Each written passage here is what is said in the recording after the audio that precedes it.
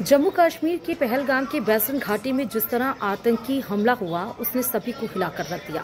हालांकि प्रधानमंत्री नरेंद्र मोदी सऊदी अरब के दौरे पर थे, उन्होंने अपना दौरा रद्द करके वो स्वदेश वापस लौटे और एयरपोर्ट पर ही एनएसए अजीत डोभाल और विदेश मंत्री एस जयशंकर के साथ वो बैठक ले रहे हैं। और इस बड़ी घटना पर लगातार गृह मंत्री अमित शाह सुरक्षा एजेंसियों के संपर्क में हैं और आज वो अस्पताल भी जाएंगे उन तीमारदारों से, उन मरीजों से मिलने जो इस घटना का शिकार हुआ है।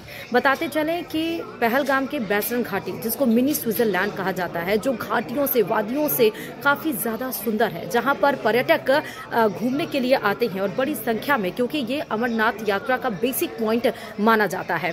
और अमरनाथ यात्रा भी शुरू होने वाली है, जहां घुड़सवारी आराम से बिना किसी टेंशन के यहाँ पर पर्यटक घूम रहे थे। उसी दरमियान कुछ आतंकी आते हैं। सूत्रों के हवाले से खबर यह है कि 4 आतंकी आते हैं और लोकल वर्दी, पुलिस वर्दी में, और वो लोगों से उनका मजहब पूछते हैं, उनसे पैंट उतरवाते हैं और उनका धर्म पूछते हैं, यानी कि वो हिंदू हैं कि क्या हैं, और उनसे कलमा पढ़ने के लिए कहा जाता है। और जब उनका पैंट देखते हैं, जब कलमा नहीं पढ़ पाते हैं, तो उन्हें ताबड़तोड़ गोलियों से भून दिया जाता है। 15 मिनट तक कत्ले आम उस बैसन घाटी में मचाया जाता है और उसमें 26 लोग मौत के घाट उतारे गए हैं, 20 लोग घायल बताए जा रहे हैं। और आपको ये भी बता दें कि इस बीच में सेना ने पूरा मोर्चा संभाल लिया है। जैसे ये घटना घटित हुई, यानी कि कल, यानी कि 22 अप्रैल को दोपहर 2:30 बजे, तभी गृह मंत्री अमित शाह ने एक बड़ी बैठक ली। उपराज्यपाल यानी कि मनोज सिन्हा उसमें मौजूद थे और उमर अब्दुल्ला उसमें मौजूद थे। अभी सभी जो राजनीतिक पार्टियां हैं उन्होंने साफ तौर पर कह दिया कि ये देश की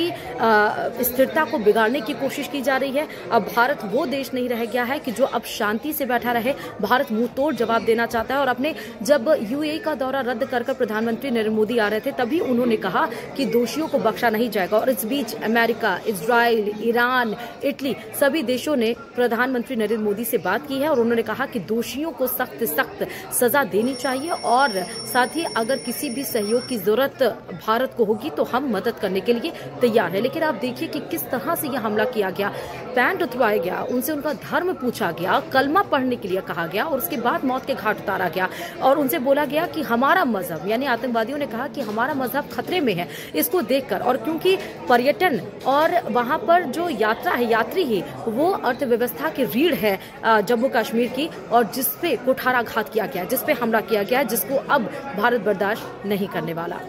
शुक्रिया।